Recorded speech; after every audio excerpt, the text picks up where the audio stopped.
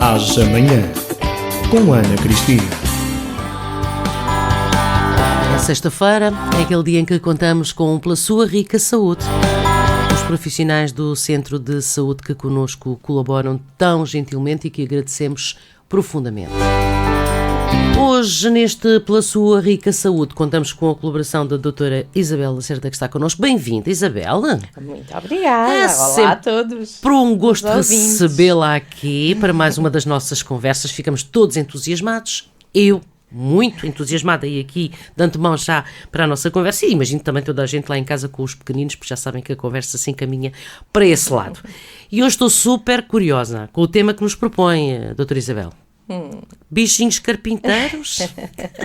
Bichinhos carpinteiros. Era uma frase que se ouvia muito. Sim, que eles não paravam e não sei o quê. Agora está tudo paradinho. Agora está muito. Estás com o bichinho carpinteiro, não é? É verdade. Quando estavam mais mexidos, Irrequietos, mais irrequietos. irrequietos. Portanto, é um bocadinho sobre isso. É isso que vamos hoje. É verdade, é verdade. Pronto, é um tema aqui um bocadinho controverso. Porquê? Porque hoje em dia há muito mais sedentarismo com o aumento da tecnologia, portanto há muito menos movimento, menos atividades físicas, não é? Sim. Bastante menos brincadeiras no exterior, não é? Portanto, nesse aspecto temos menos movimento, menos menos energia. Menos motivos para lhe chamarmos. Não temos menos energia, Sim. temos é menos o colocar em prática exatamente, a energia cá está, não é? Continua. Continua. É. Só que pelas circunstâncias da vida, não é? Parece-me que os adultos optam pelo pouco tempo que têm, se calhar às vezes querer que os mais pequenos estejam sossegadinhos, não é? Pois, é. E na verdade realmente também há menos exploração, não é? Com este menos sair à rua, menos movimento, menos atividade física, também há menos exploração e por isso também menos conhecimento, não é? Pois. Exato, Pronto, sim, porque eles precisam mesmo. Precisam de explorar, sim. Precisam de inventar as suas de brincadeiras, não é? Exato. Pronto, e isto realmente o crescer implica movimento, não é? Claro. Isto subentende-se que haja movimento, curiosidade, descobertas, a energia faz parte dos mais novos, não é? Até porque acabamos por estar aqui num dilema e muitas vezes quem é mãe e pai acaba por partilhar isto. Estamos tão cansados que queríamos era que eles adormecessem. Sim, que adormecessem, não é? Sossegassem já. Sossegassem. Mas depois, e sobretudo quando são mais pequeninos, quando estão muitas horas a dormir, já estão aflitos e preocupados. Mas está tanto tempo a dormir, não é? Sim. Portanto, isto é aqui uma... Há um misto. Há um misto, não é? E realmente a energia é diferente da agitação, não é? Temos que a energia é própria das crianças, é natural, é isto que as faz crescer, desenvolverem-se, não é? Claro está que tudo tem uma altura própria, uma idade própria, não é? E se calhar nos primeiros anos de vida, se calhar no primeiro, segundo ano de vida, as crianças são muito mais, não se fixam tanto nas brincadeiras, por exemplo, claro, andam a explorar, andam a conhecer, andam a mexer, andam a entrar em contacto, não é? Portanto, também não se fixam. À medida que vão crescendo, vai sendo desejável que elas se acalmem um pouco e que fiquem um pouco mais em sossego, a explorar melhor, a repetir determinadas tarefas para aprender, não é? Claro. Para refletir e para aplicarem futuramente noutras situações. Então, se calhar é importante nós percebermos o que é esta energia natural de uma criança, normativa, não é? Que é a criança ativa, vivaça, não é? Como nós comumente chamamos, do que é depois a agitação. E aqui, se calhar, é importante nós estabelecermos aqui a diferença, porque a agitação acaba por constituir um travão para o desenvolvimento e para um crescimento saudável. Pois. Há algo naquela criança que não lhe permite, no fundo, ter uma consciência mais aprofundada das coisas, porque... E porque pressupõe sofrimento. Okay. Esta agitação sim. é uma energia que não é para lá do que é normal. Sim. E para lá do que é normal. E isto é importante nós estarmos atentos a isto, porque há muitas formas e muitas causas para isto, não é? Formas de manifestação e depois também muitas causas por detrás desta agitação. Realmente, quando a criança começa a ter, 4, 5 anos e depois já tem dificuldade em se fixar numa brincadeira, em explorar a brincadeira até ao fim, isto pode ser aqui um alerta. Tal como, por exemplo, a criança, esta agitação trazer uma intranquilidade. A criança não está na sua plenitude, não é? Está um pouco inquieta e isto vai acabar por perturbar a aprendizagem. Pode nem ser a aprendizagem escolar, claro. Pode ser a aprendizagem da vida, sim, através do brincar e, consequentemente, também a sua autonomia e até a sua rotina diária, não é? Nós sabemos que uma criança, e há muitas mães que referem isto, não é? Eu hoje não o conseguia vestir para ele ir para o infantário, por exemplo. Por exemplo, sim. Pronto, não queria aquela roupa, ou não, não parava quieto, birra, ou não parava quieto, não é? Sim. Ou não parava quieto, andava de um lado para o outro. Sim. Pronto. Realmente também é visível esta agitação, e pode ser visível quando eles são um pouquinho mais crescidos, na dificuldade, por exemplo, em que possam ter em manter um tema de conversa. Ou, por exemplo, estar constantemente a interromper quem está a conversar à volta deles, sejam os adultos. E isto pode revelar uma certa impulsividade e, portanto, uma certa agitação interna. Isso. Como pode também haver esta agitação psicomotora, que é correrem de um lado para o outro, não pararem no mesmo sítio, contorcerem-se na cadeira, não é? Porque hoje já é difícil, sim, nós mantermos uma criança, e isto é visível, não é? Nas filas do supermercado, sim, no restaurante, não é? É difícil, sim, mantermos uma criança mais sossegada, mais tranquila, não, sim, é? Porque quando estão é porque têm algum equipamento.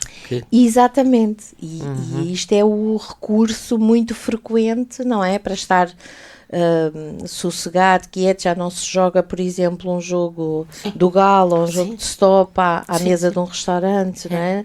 No guardanapo ou na toalha de papel, ou se leva um bloquinho. Ou um livro, ou uns lapinhos para pintar. Exatamente. Sim, sim. Eu ainda, esta semana, abordei um menino de 5 anos que nem me ouviu, está um pouco, sim, não é? E realmente tanto a tia quanto a avó que o estavam a acompanhar nesta sala de espera tiveram imensa dificuldade em acalmar este menino. Eu ainda lhe perguntei, olha, tu gostas de pintar? Queres um desenho? Ele nem olhou para mim. Nada, pronto, não estava. Pronto. Só se lhe falasse que se tinha um telemóvel, devia de ser por aí só. Se calhar. Olha, nem sei, se calhar, não pois, é? Basta. E nós às vezes não nos apercebemos, mas há que estar atento. Por exemplo, as dificuldades auditivas, e agora estava a dar este exemplo deste menino que nem sequer olhou para mim, nem sequer me olhou nos olhos. Seria esse o problema? Não sei, mas foi a questão logo que eu perguntei. Isso, e o menino não tinha nada a ver com a minha consulta, mas claro, eu indaguei. Interiormente ficou a pensar nisso, doutora Isabel. Sim, e indaguei à avó, justamente, olha, mas o menino ouve bem? Sim. Sim, ele ouve bem, não é? Pronto. dificilmente se acalmou com o colo, com o chamamento, e isto às vezes tem a ver, o facto de nós, de uma criança não conseguir ser, de ouvir aquilo que estão a falar com ela, de não conseguir, se calhar às vezes, e porque cada vez há mais problemas e dificuldades na linguagem, Sim.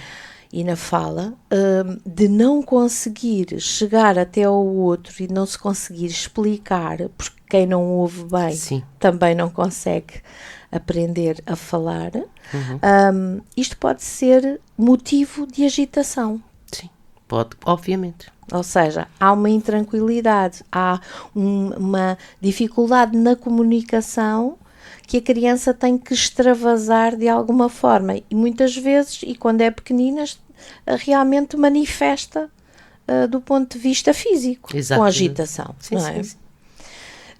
Outra situação que nós também nem sempre estamos atentos, mas que às vezes pensamos na depressão, e também hoje em dia cada vez há mais sintomas depressivos, depressões instaladas, e há também depressão infantil, não é? Nós não nos podemos esquecer, e normalmente quando pensamos em depressão, a que é que associamos? À tristeza, ao desinteresse, até uma certa letargia, mas nem sempre isto é assim. Pois. Às vezes, há crianças deprimidas superativas. Okay? Estão em sofrimento e, na verdade, chamam a atenção pela sua agitação. Pois, okay. Não é? Pela sua intranquilidade e pelos seus movimentos. E, às vezes, até são agressivas, porque se irritam muito facilmente, não é? Também, e, portanto, acabam por manifestar desta forma esta desregulação de humor que estão a apresentar. Também na atualidade costumamos sempre, e desde se calhar muito cedo, a associar a atividade e a agitação, e nós sabemos que mesmo in utero as crianças antes também, porque não havia a estimulação, a variedade de estimulação que existe hoje em dia, e não havia a abordagem que hoje as mães, estando mais atentas ao seu estado, também massajam a barriga, não é? Fazem festas, falam com a barriga, e portanto o facto de às vezes in utero já haver uma certa atividade, não é? E da criança se mexer muito, não quer dizer que seja uma criança, que vá ser uma criança hiperativa, porque hoje em dia fala-se muito de hiperatividade. Exatamente. E na verdade existe vários, é comum haver vários quadros de hiperatividade e déficit de atenção, mas a criança pode ser só ativa. Pois. Então o que é que diferencia a agitação ou a irrequietude com o déficit de atenção? Normalmente, o déficit de atenção e hiperatividade. Normalmente, quando as crianças chegam a uma idade, nem precisa de ser ao primeiro ciclo e à idade escolar propriamente dita. Às vezes está presente mesmo no jardim de infância. Mas, acima de tudo, começa a aparecer um mau desempenho escolar. Porquê? Não porque a criança possa não ter capacidades cognitivas, mas porque se distrai muito facilmente, porque tem uma baixa concentração e, portanto, mesmo em tarefas simples, a criança não se consegue deter a realizá-las. Muitas vezes o não conseguir parar de falar, de conversar, e nós temos isto muito nas escolas, não é?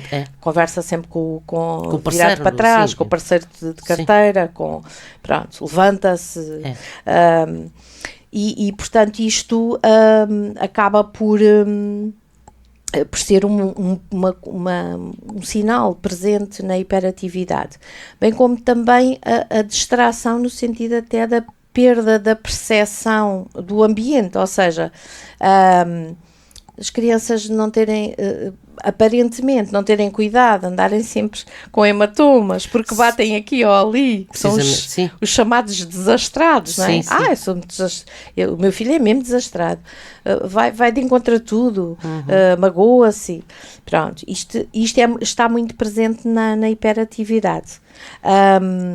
Tal como, por exemplo, a dificuldade em compreender ou até em cumprir determinadas instruções, por exemplo, se é mais do que uma instrução ou uma ordem, a criança, pela sua agitação e pela sua distração, perde-se, não é? Pronto, já está a ouvir a segunda instrução, já perdeu a primeira e por aí fora, não é? Sim. Portanto, é natural que não consiga depois cumprir, não porque não tenha entendido, nem compreendido, ou que não seja capaz de fazer. Exatamente pela sua distração, e quanto mais essas instruções mais complexas forem, mais longas ou mais tarefas tiverem implicadas, pior, não é? E realmente a impulsividade, não é? Que é o agir muitas vezes sem pensar antes ou medir as consequências do ato que está a ter, não é? E, portanto, nós temos realmente, nem tudo é hiperatividade com déficit de atenção, chamado PHDA, mas existe mais frequentemente e sabemos que há estudos que apontam para o uso excessivo de tecnologia associado a esta hiperatividade. Pois é. A hiperatividade é mais frequente realmente nos meninos e o déficit de atenção nas meninas. Ok, curioso. Pronto, também se calhar porque são mais físicos, sim, não é? Depois também há uma coisa muito que acontece com muita frequência e que está implícita, que é esta agitação, que é o transtorno desafiador opositivo, que também se verifica em muitas das crianças. E que é, e se calhar os ouvintes vão rever alguns sintomas ou sinais, ou de meninos que já tenham, com quem se tenham cruzado e que pronto. Ou algum da família com quem possam lidar. Exato, ou de amigos. As crianças perdem a calma muito facilmente e irritam-se também muito rapidamente. Isto não é estranho, não? Pois, isto é comum. É uma coisa que acontece muito hoje em dia. Estas crianças com transtorno desafiador opositivo realmente desobedecem a regras impostas por pessoas com autoridade, sejam eles os pais, sejam professores, sejam outros adultos quaisquer. Há esta dificuldade em cumprimento de regras, importunam intencionalmente impõem-se talvez, não é? Sim, querem fazer valer a sua posição e, portanto, insistem até que do outro lado haja cedência. Também é uma característica mentirem ou agirem por vingança e às vezes até um bocadinho por crueldade. Nunca são culpados de nada. Curioso, as crianças não mentem, as crianças dizem sempre a verdade, doutora Isabel. Não é bem assim, não é? Não é bem assim. Há algumas que o fazem, há algumas não é? que sim. Algumas que o fazem às vezes até defensivamente. Claro, sim. Não é? Com receio das consequências que vão ter, do castigo, das penalizações. Há definições e questões dos pais, isto no ponto assente, dessas situações dos pais, sejamos realistas, partirem às vezes para a agressividade em relação aos professores ou outros adultos, em relação aos seus filhos, porque os filhos disseram isto, quer dizer, não se coloca a dúvida de que o filho, por algum motivo, pode estar a inventar, não, passa-se a criança, o filho não mente e efetivamente é assim, ele disse isto é porque é. Claro, e averiguar também, não é? As perspectivas. Aí está, sim. E ser sempre um bocadinho pedagógico relativamente aos filhos, não é? Mesmo que os pais possam ter até a percepção de que o professor pode estar errado, não é? Desautorizar Sim. alguém que está com eles todos os dias. Se calhar é importante poderem falar das Perguntar, coisas, sim, à parte. averiguarem Sim, realmente, ouvirem as duas versões Sim. e poderem falar à parte, Sim. sem ser na Não presença da criança. Sim, às vezes não tem é? a tendência a superiorizar-se. Isso deve ser do piorzinho que pode fazer, não é? Superiorizar-se com a criança presente perante o professor deve ser estragar... Sim, é estragar uma relação do professor-aluno e é também não ter uma relação de pai-filho muito adequada, não é? Claro, porque acho que um dos pontos assentes que devemos deixar aos nossos filhos, ponto 1, é o respeito. Claro. Não é? Pelos mais velhos, por aqueles que têm alguma autoridade no local onde estão, não é? Na escola será o professor. E na formação daquela criança, eles enquanto pais, e o professor é quem está encarregue, no fundo, também da sua formação a nível escolar.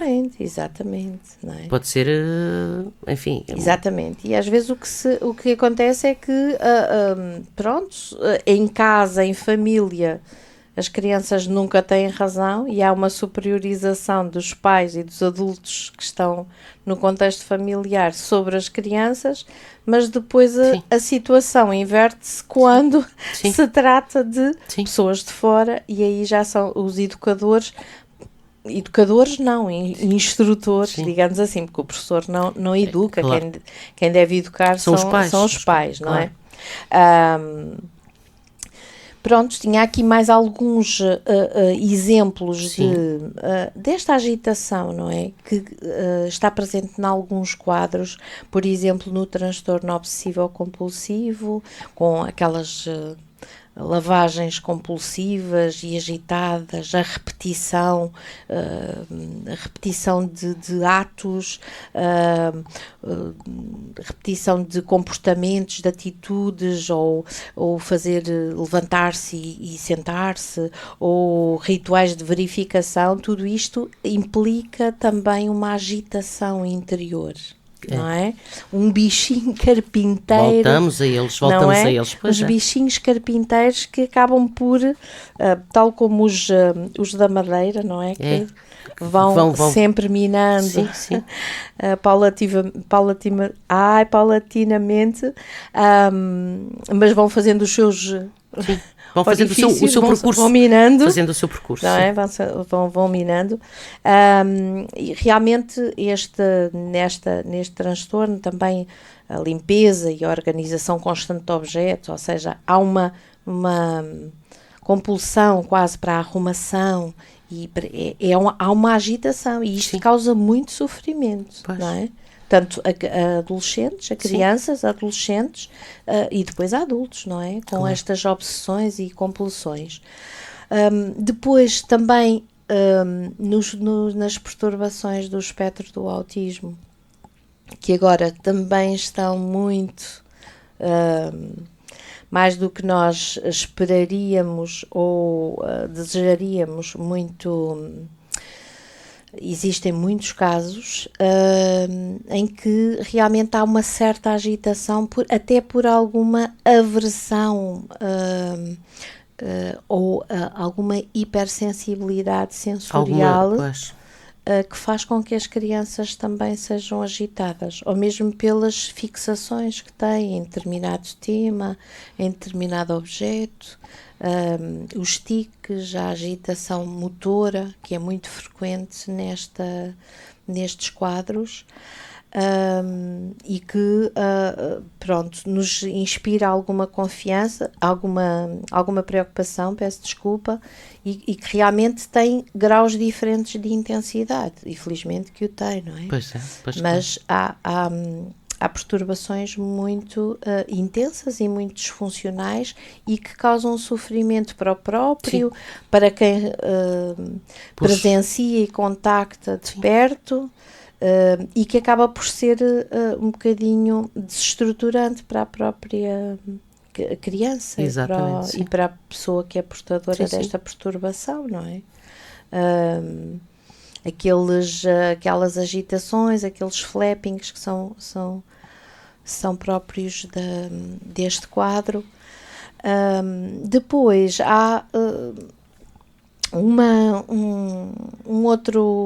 outra situação que se calhar é um bocadinho até mais grave, que é realmente o transtorno de conduta e que é realmente responsável por atitudes e comportamentos já manipuladoras, algo violentas, atitudes bastante egoístas da criança, às vezes até com uma insensibilidade a quem está por perto, não é? E aos sentimentos e ao bem-estar dos outros.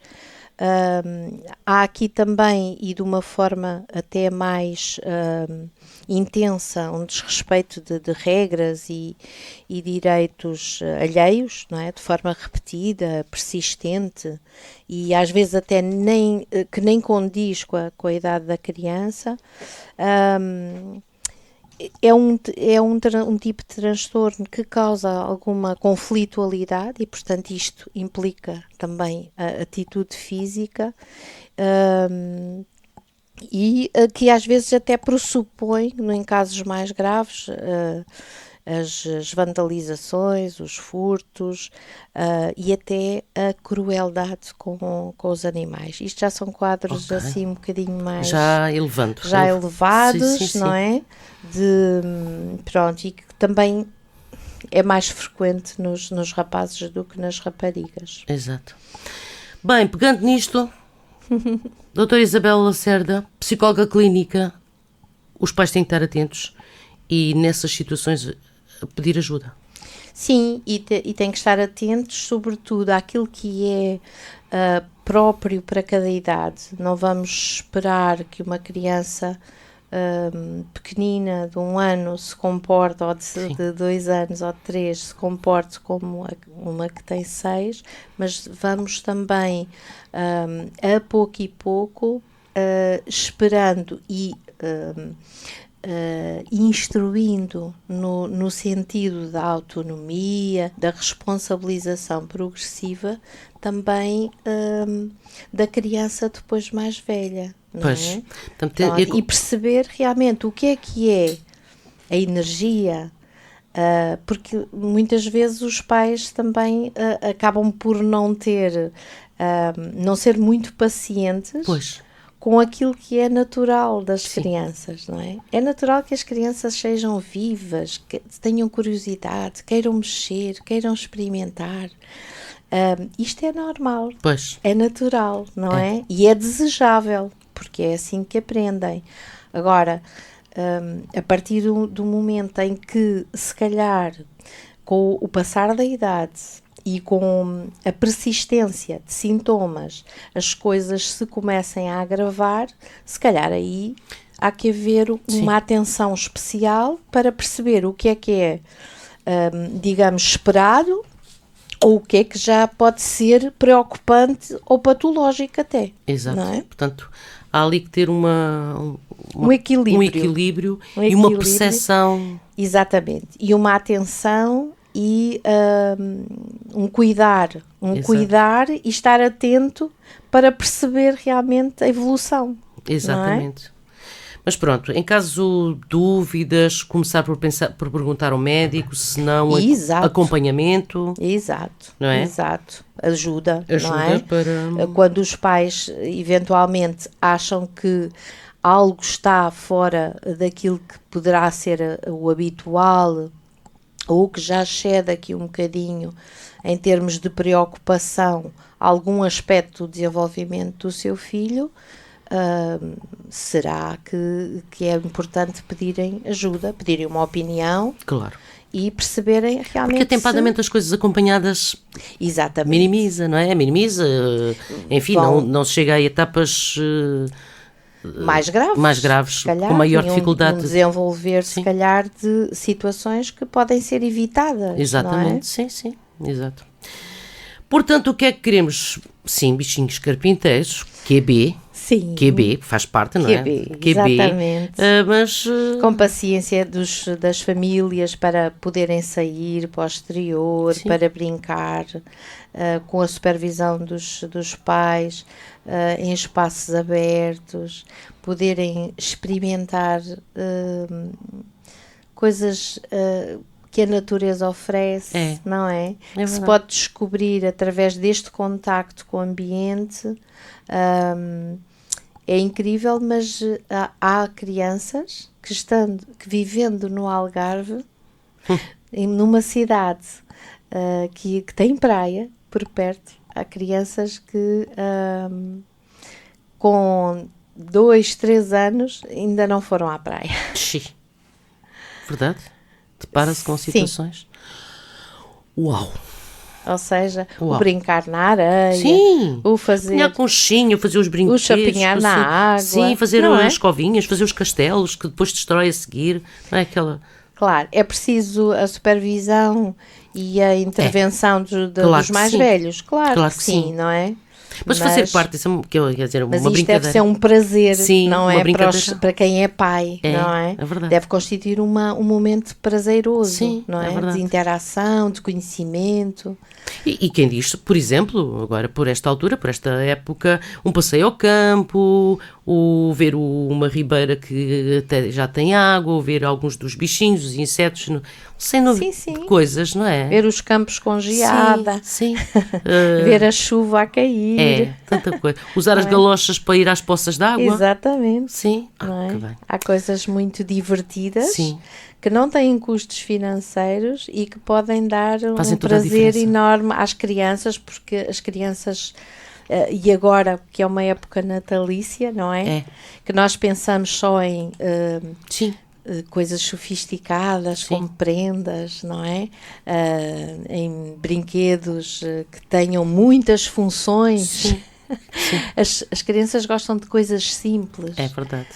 E algo simples pode ser fonte de diversão, de uma diversão sem fim para eles. Do que algo muito sofisticado. Sofisticado olham a primeira vez e olham, colocam de lado, muitas vezes. Claro, está ali a função, nem sequer partiu deles, já vinha. Já está programado. Já estava programado, já estava pronto, não é?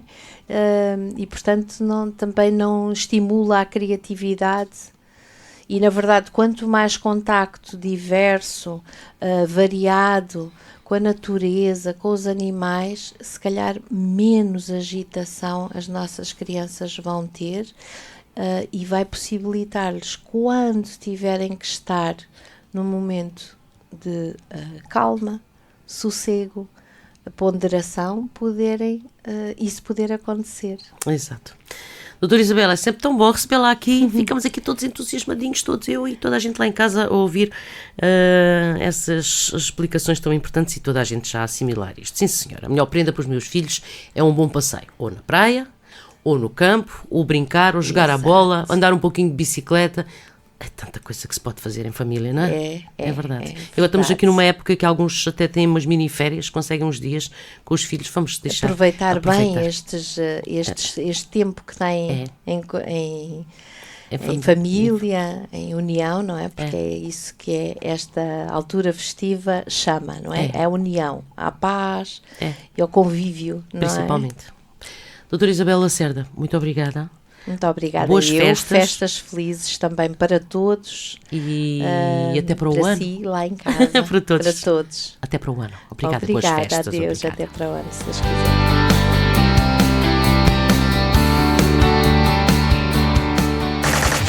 Rádio Gilão Tavira. Frequências 94.8 e 98.4 FM.